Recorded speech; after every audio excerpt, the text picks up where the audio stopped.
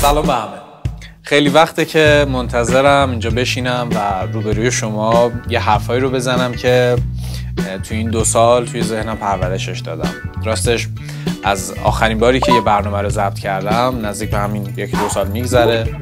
2 سالیه که فصل دوم فاصله گرفتم و دوربین ها خاموشن و من توی این مدت داشتم واقعا تغییر میکردم. این 2 سال برای من یه سفر بود، سفری که نه فقط توی مسیرهای بیرونی بلکه به درونم اتفاق افتاد. من داشتم یاد میگرفتم، تجربه میکردم و خودم رو دوباره میساختم. نه فقط تغییر برای رسیدن به آرزوها و هدفهایی که تو زندگی داریم، بلکه به عنوان یه آدم. لایف استایلم، فکرم و نگاهم به جهان دستخوش تغییر شد.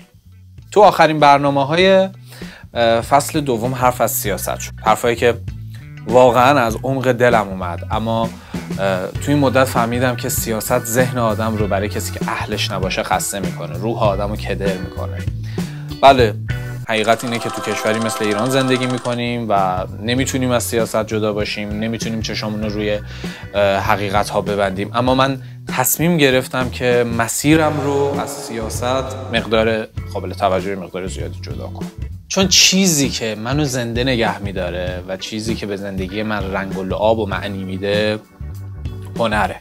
و اما فصل سوم این برنامه یه شروع جدیده، یه قول تازه. این فصل قرار پر باشه از دنیای هنر هفتم، از بازیگری، از حواشی و از رازها و داستانهایی که تصاویر جادویی دارن برای ما میسازن. اینجا قراره با هم بخندیم، یاد بگیریم و وارد دنیای شگفت‌انگیز تخیل بشیم که همیشه عاشقش بودم. من برگشتم، ولی این بار قوی‌تر، مصمم‌تر، شادتر و با یک هدف که این کانال رو برای همه آرتیست‌ها و هنرمندا تبدیلش کنیم به یه خونه امن، یه خونه برای شما، برای من و برای تمام کسایی که با پرده نقره‌ای و صحنه بی‌انتهای نمایش زندگی می‌کنن. این فقط یه شروعه. من خیلی خوشحالم که اینجایید، که همراهیم کنین و در این مسیر تازه تصاویر جدیدی رو برای هم به نمایش بذاریم. پشت هر تصویر داستانی و هر نماد یک راز برای کشف. از سفر به دنیای سینما و تئاتر تا زندگی پشت پرده سلبریتی ها.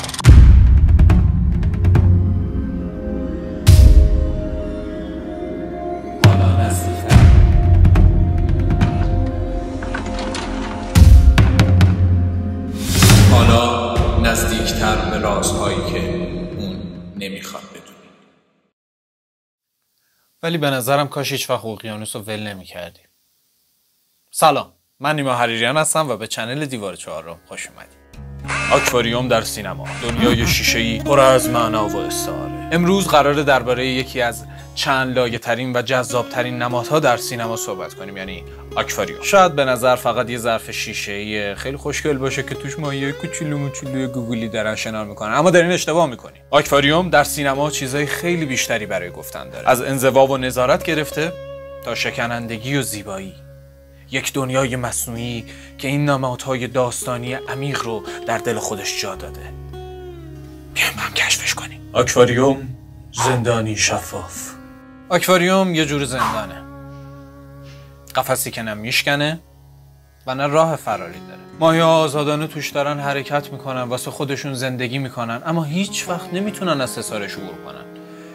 این استعاره توی خیلی فیلم ها استفاده شده، مثل فیلم فارغ التحصیل یا همون The Graduate. بنجامین درست مثل یه ماهی توی تنگه که در جامعه دچار سردرگمی و حصارهایی که جبر اجتماعی براش حکم میکنه اسیر شده.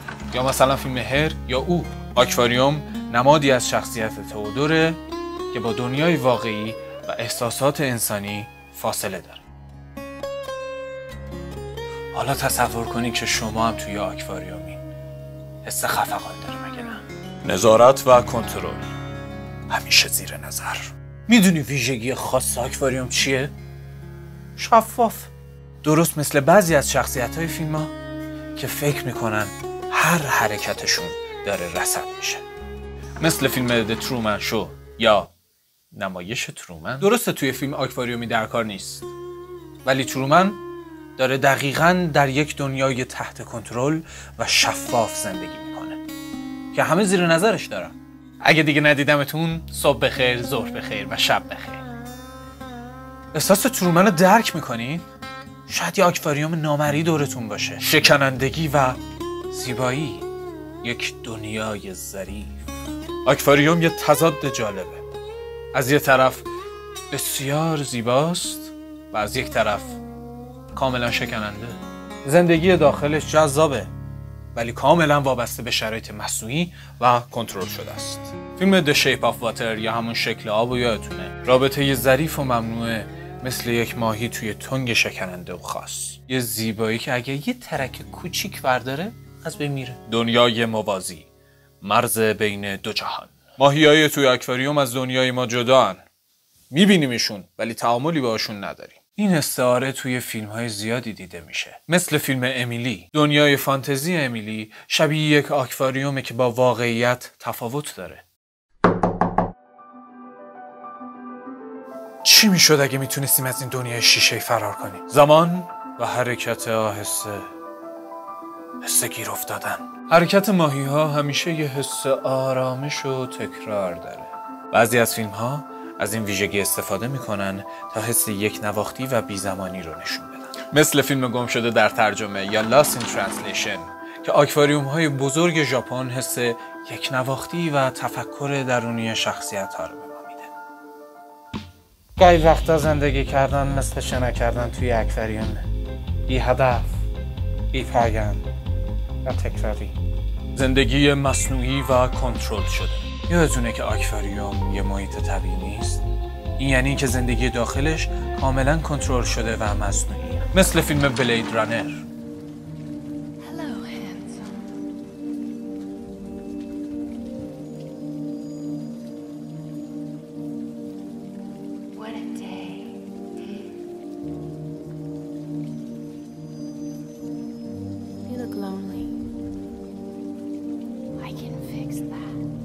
دنیای مصنوعی درست مثل یک آکواریوم بزرگ که هیچیش واقعی نیست.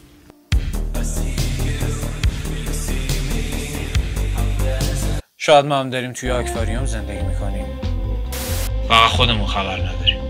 از همونطور که دیدیم آکواریوم یه وسیله تزیینی نیست، یه دنیای پر از معناست. از زندان نامرئی تا نظارت همیشگی، از زیبایی شکننده تا زندگی مصنوعی. حالا سوال من از شما اینه: اگر از این به بعد توی فیلمی آکواریوم دیدین، فکر میکنین که صرفاً برای قشنگتر شدن قاب ازش استفاده میکنن یا یه نماد عمیقی پشتشه؟